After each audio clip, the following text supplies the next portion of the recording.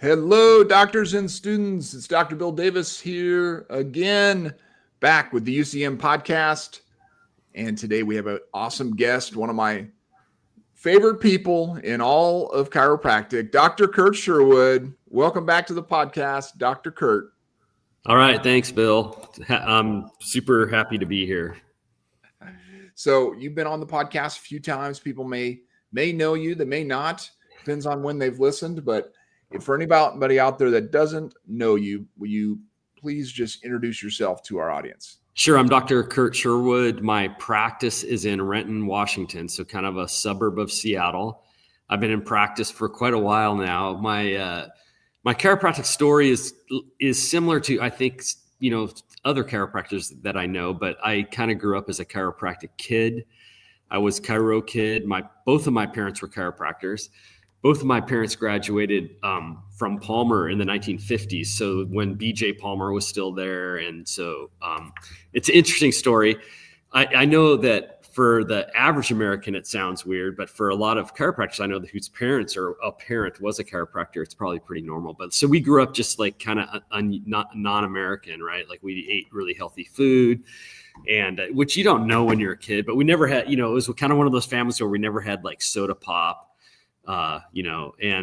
Or like white sugar, just like, refined white sugar and ate whole wheat bread and all that stuff, which is fine until, you don't know until you're old enough to, go to school and your kid, your friend has like a candy bar or a Twinkie in his lunch or something. And you're like, what is this? What is this stuff I've been missing out on? Right. So, and I think like it's just a pretty routine. Like we had a great family. There's 4 of us kids, and both my mom and dad were chiropractors. They had a, really successful practice. And I think it's kind of like when I'm a teenager, kind of high school age, that I start to realize, I'm a little bit different. Like, none of us ever had a cavity or antibiotics or which is, some of this stuff is more controversial now, but we're, like none of us, the kids were vaccinated. And so you start to realize that when you're like a little bit older, and then it becomes a lifestyle thing where I think when I was in high school, I'm like, gosh, what am I going to do? There was no like pressure to like be a chiropractor or go to chiropractic college, but it's like, like you almost have to have something you do in life that's congruent to like a healthy lifestyle, right? Mm-hmm. I kind of think sometimes if I wasn't a chiropractor, like what would I do? I'd have to be like, an organic farmer or, you know what I'm saying? Like right. It would be hard to be like a pharmaceutical salesman or something, right? With the way I was raised. So I kind of knew in high school that I wanted to go to chiropractic college. So I because I knew it at that age, I cruised through, did my prerequisites as fast as I could. And then went to Palmer, and at Palmer even though my parents were at Palmer at the time where upper cervical was the dominant thing taught, they really had more of a full spine practice. But I didn't know as much about upper cervical till I was at Palmer and I started to really learn more. And then I got, even having a student adjustment, which at the time would have been a toggle adjustment, really helped me a lot because I had some issues where seemed like I would have to get adjusted a lot. Even with just like full spine type, whatever Gonsta type adjustments, it seemed like I would get adjusted and then it would feel better. And then I would have to get adjusted more frequently until I started getting upper cervical adjustments. So when I was in school, I started really getting interested. There was an upper cervical club. There was a really influential chiropractor in Davenport at that time, which was Bud Crowder.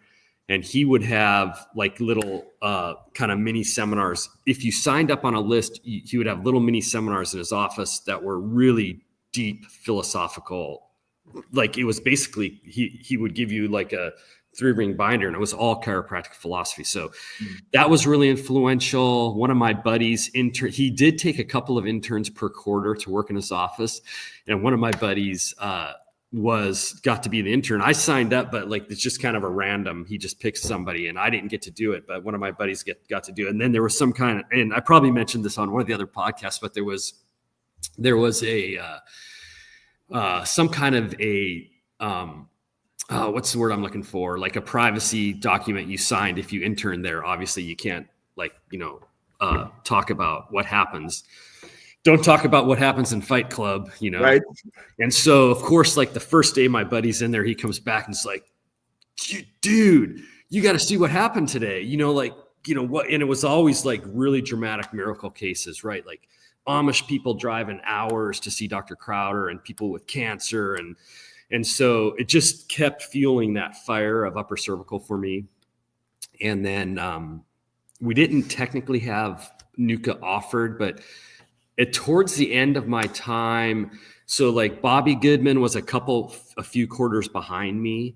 And then through his influence and Bob Brooks would come to and speak quite a bit at Palmer. Then by the time I was just about getting, probably when I was in clinic, there became a NUCCA club. There was an upper cervical club, but then there became a NUCCA club, and then I did that. And then there might even have been a NUCCA elective, like probably towards the end of my thing. So I did that, and then we would, we'd all pile in the car, like 4 guys or 6 people or whatever, and drive to Monroe, Michigan, and go to the NUCCA conferences when we were still in school. So that was kind of my my upper cervical thing. I got really interested in it. I did everything that was like the Atlas orthogonal, whatever I could learn, I tried to learn. But I kind of gravitated towards NUCCA.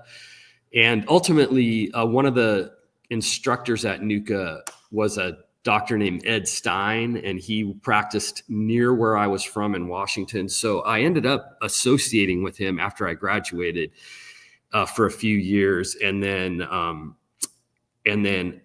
decided to open my own practice kind of, after that. So that's kind of my story of how it all started. Yeah. And I wanted, I wanted to talk about something that I think has been a big part of your journey over all these years now is really like a pursuit of excellence, right? I mean, early on, you obviously started learning about upper cervical and started getting excited about the philosophy and just the results and all these types of things. But over time, especially as you started getting into NUCCA, talk about, where you started to really focus in on how can I deliver, a better correction, and how that became such a core part of you and your practice. Yeah. So it became pretty clear. I had good mentors in NUCCA right from the beginning. When I started working for Dr. Stein, number one, he was a really good teacher. He was board certified in the NUCCA technique, but he was very, very much a realist. NUCCA is a procedure where you're going to see the patient. You're going to, obviously do pre-X-rays, and after you adjust them, you're going to take post-X-rays.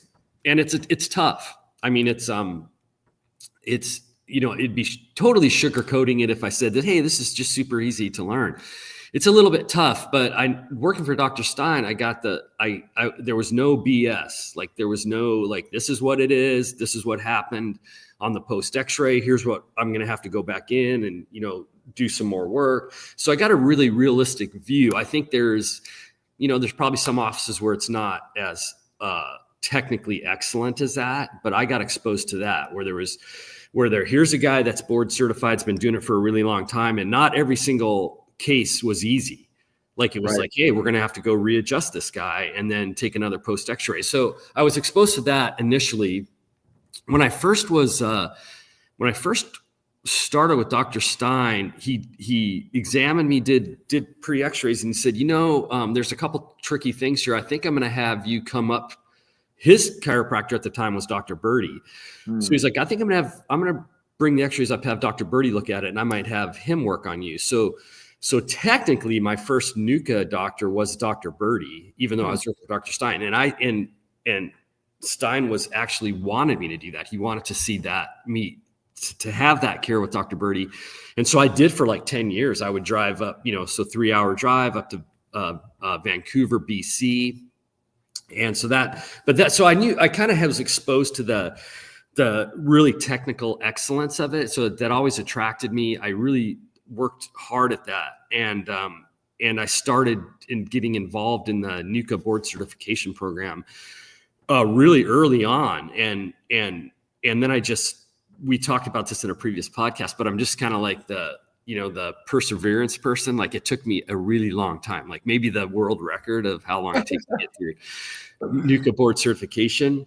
And, but I just kept at it because I really feel like that was that's the real key is not, like BJ Palmer said, chiropractic is specific or it is nothing.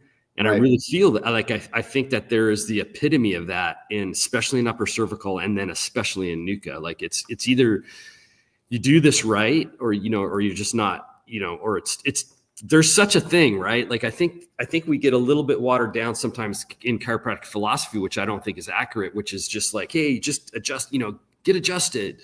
Everybody, this is the best thing ever, get adjusted. But there's such a thing in the real world as a better adjustment, a more accurate adjustment, right? And that's the adjustment with, like DJ would say, with a little extra something.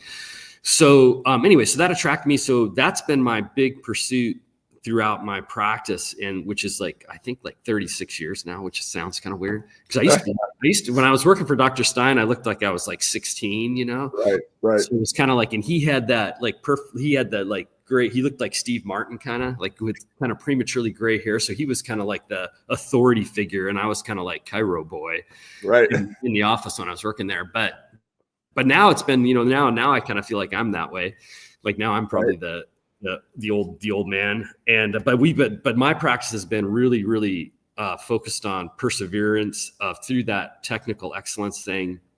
And then it's grown. And, now we're at a stage where, I need more help. So I have an associate doctor who's been with me about 3 years. And just to show, like, for people that are listening, the NUCCA, it took me a long time to get through the board certification process because, I'm trying to run a practice, do all this stuff.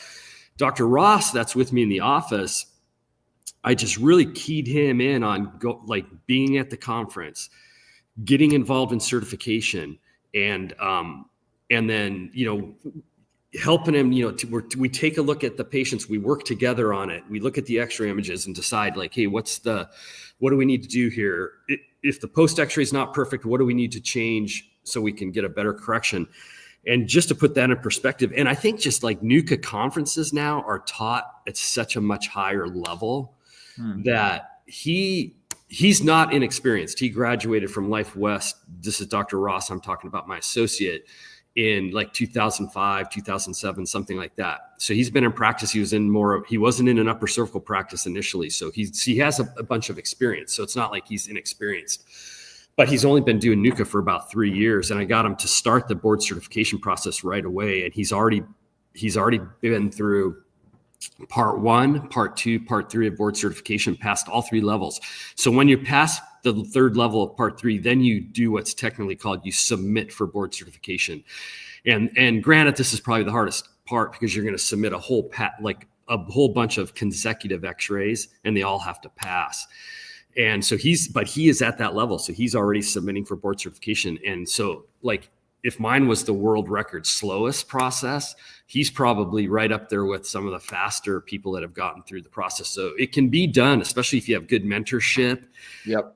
And the office has to kind of be focused on like technical excellence. Like Dr. Yardley used to always say, Dr. Yardley's philosophy, because he was in my area for a long time. One of my mentors, it was always like, you need that technical excellence, but you also need to somehow marry that with like your practice success. Right. And the big key. That's the big missing link, I think, in a lot of upper cervical is you have to be able to have that function at that high level of technical excellence, but also have the practice grow and be successful. And it's not like it's mutually exclusive, but it can be a challenge to get it all, to come together. So, yeah.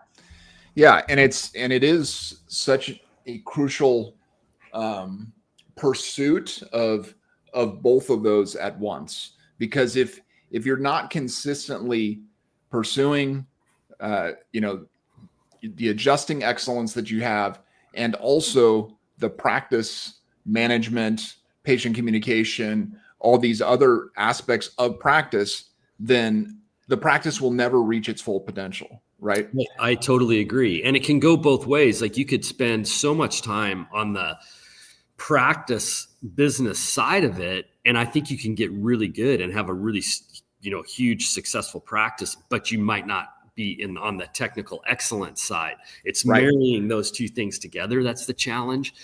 And the reverse is also true. There's some probably like super phenomenal NUCCA or, upper cervical doctors on the technical excellence side, but they just haven't built the practice side of it. And so I think that's the kind of the elephant in the room of like, NUCCA does a really good job at the conferences and stuff of getting you to that technical excellence place, especially if you participate fully. But you also need to have that business side of it, which is, always the challenge. And I think I was slow at that at first. I think that I was so technically oriented at the beginning that I had a slow start in building my practice.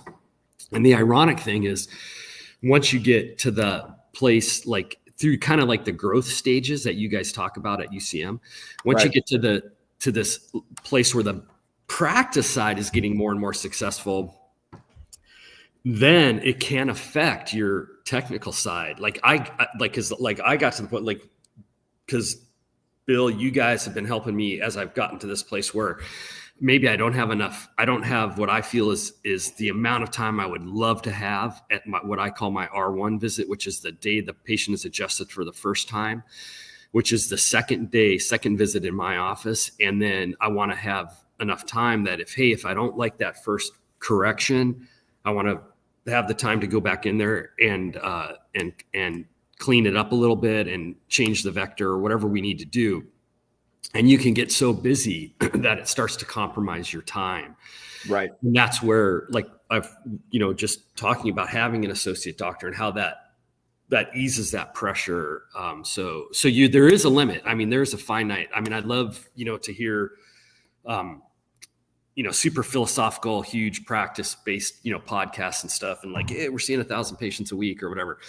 But there is a finite amount of patients you can see by yourself and do NUCCA at a technically excellent level. There's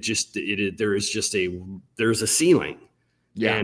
And it's not just like it's in your head. You should be able to see, there is a finite amount of time in a day and in a week. And if you want to have, life balance and stuff. So it definitely helps to have a really good team, which means you're going to have not only team members in the office, in the auxiliary roles, but also like you're going to have associate doctors if you're going to break the ceiling after a certain level. And you can be highly successful as a solo practitioner. I don't want to say that you can't, and you can be fairly high volume, but there is a limit, I believe.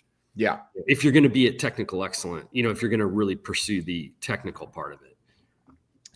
Yeah, exactly. And so, when you're looking at capacity of individual doctors and a capacity of a practice and all those types of things, I mean, that's, like you said, that's when additional doctors become such a crucial part to helping more people in the community, right? Because there's so many people within the community that need high quality upper cervical care, but you're only one guy, right? So you can only help so many of them. And so then it's like, okay, so then when you bring in that first associate, and like you said, the wonderful thing about your practice is that you in many ways, when it comes to technical excellence, when an associate comes into your practice, it's like, they're starting on second base already, right?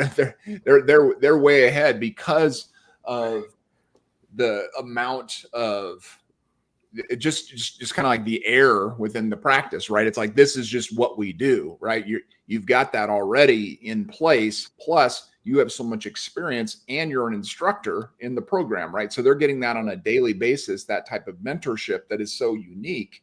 And that obviously, like with Dr. Ross, that's helped him to accelerate through these stages of growth when it comes to technical excellence much faster than someone, say, that was, that's on their own, trying to do everything, trying to work through these different which is what I did. Exactly. And that's like, why part of the reason why it took so long. Yeah. It takes longer if you're having, you got to do X amount of things just to get the office running and the business side of it. And then, I mean, it definitely can be done. And I'm definitely like, not the fastest learner probably. So I'm not saying it can't be done. There's been, plenty of board certified doctors that were solo practitioners, probably the majority, but it's maybe not I'm just saying, like, if we're going to do it the best way, that might not be the ideal way to do it. Yeah. And so then now with your practice and the model that you have in place now, where you have this level of technical excellence, and then you can bring, like with Dr. Ross, you've got him in there and he's building this practice within the practice and also building his technical excellence.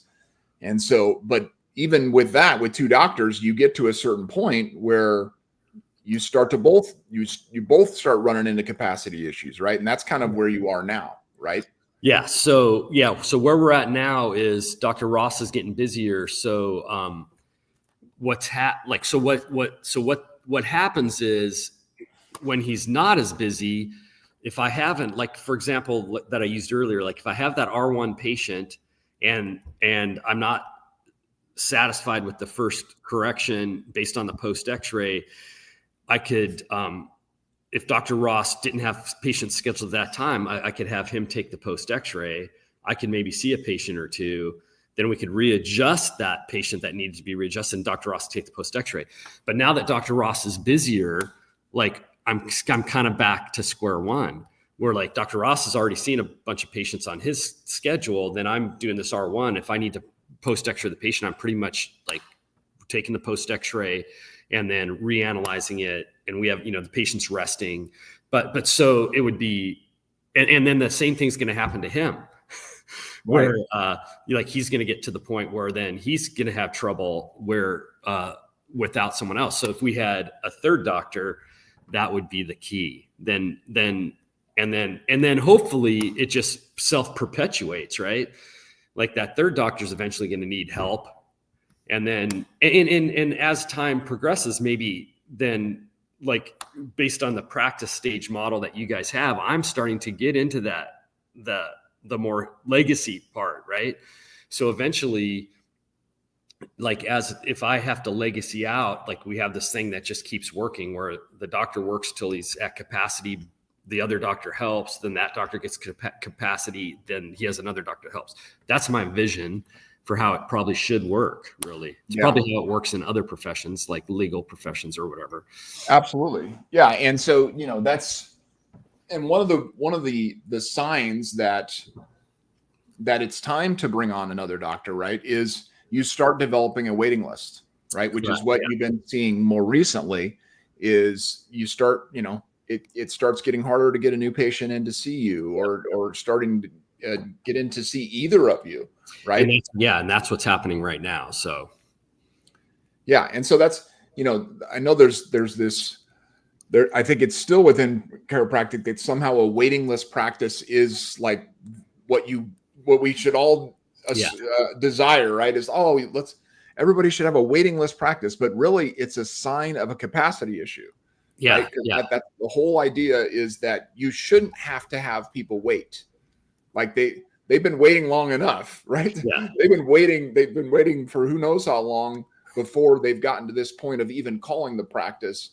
And so you don't want them to have to wait 3 weeks or a month or whatever, right, to come in and see you. Yeah. Yeah. It's a balancing act. You want to run the capacity close to that level as possible. And then as that capacity starts to become a problem, then you need to add the next tool, whether it be another doctor or another staff member or whatever. But because you don't want the reverse, which I had for a long time, which is like not a waiting list. Right. Like, come on in anytime. Right. Right. I'll be here 24 hours a day for 6 days a week.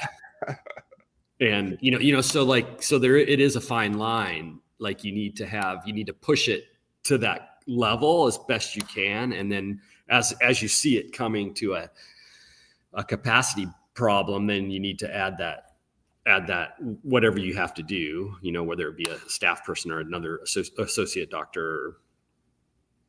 Anyways. Yeah. So. Right. Yeah. And I mean, when it comes to like, when should you add another CA versus another doctor? I mean, one of the main ways you can see that is a waiting list, right? Because additional CAs don't usually fix a waiting list, right? That's usually not the issue. It's more, I mean, it could, if you have a really, if maybe you have like one CA or something and you have, a bunch of doctors or something, but usually you have to have more doctors to see more patients, right? So it just, unless you have a really, a lot of system problems and that kind of stuff, and if you need to tighten up your systems with more CAs, but most of the time it's another associate, and that's kind of where you are at this point, is you need another associate. And so, if somebody was interested in joining your practice, what are you looking for in an associate?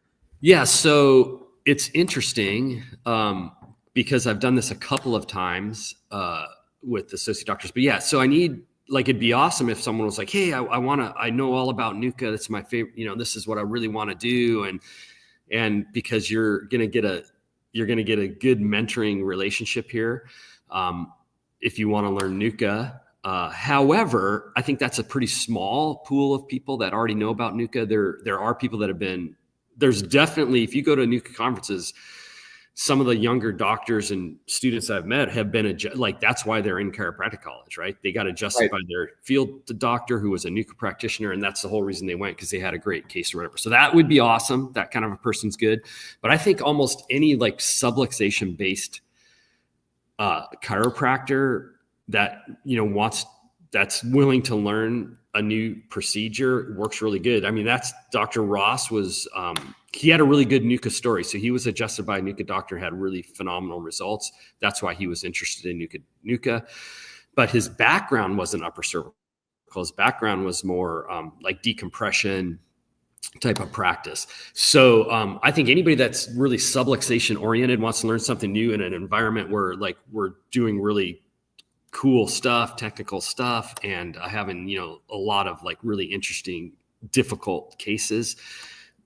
Those kind of people are a candidate. Or even like, if you're doing if you're an associate doctor, for example, somewhere else, and maybe you're subluxation based, but you're on a 2-year contract or something, and you want to get into something that's a little more technically excellent, something more technical, or learn something new, that's a pretty good opportunity too. Or if you're an associate doctor, or even if you're a solo practitioner and you wanted to do it differently, get into more of a mentoring program and up your game, your skill level, all those things can work. But I think if you're not a subluxation based chiropractor and you want to learn acupuncture or something, it's probably not, it's not the practice for you. So just so people know, I am we're exclusively an upper cervical practice. That's all I've really ever done. And we're not doing a whole bunch of other stuff. I'd rather, and not that I'm against, things. I mean, I refer out a lot if I know someone that needs more technical nutritional advice, or massage therapy or something else. I would rather refer for those kind of services. And just on the acupuncture front, I take care of this, probably the top acupuncture doctor in all of Seattle, the whole Seattle area. And I have a really good referral thing with him and some of the people that have been students of his. So I don't want to make it sound like I was digging on acupuncture there. But if you're a chiropractor, so one of the things in Washington that's a little bit tricky is the chiropractic college that's closest to Washington is Western States in Portland, Oregon, which is a super non-subluxation based chiropractic college with a lot of they teach a lot of stuff that's not even chiropractic. Right. I can say that because I'm comfortable. And so someone if someone like that, there's been some actually board certified NUCCA chiropractors that have went to Western States. But you would have to have the interest in going into a subluxation based practice and doing chiropractic the way it's taught, like in the green books, right? Right. If that's not your interest, it might not be a good fit. Yeah. Yeah. So, and if someone is interested in learning more about this associate position, what do they do? So go to restorationspinalcare.com/associate. And there's a page there where you can enter some information if you're more interested, make a little video for us. And my office is called Restoration Spinal Care. So it's just part of my, that's my office name. So restorationspinalcare.com/associate if you're interested, and that will get you to the next step. All right, cool. So yeah, restorationspinalcare.com /associate. And that's where they can find out more about this. Thank you so much, Kurt, for being on the podcast again. Appreciate you and your practice. And as we always say, go team upper cervical.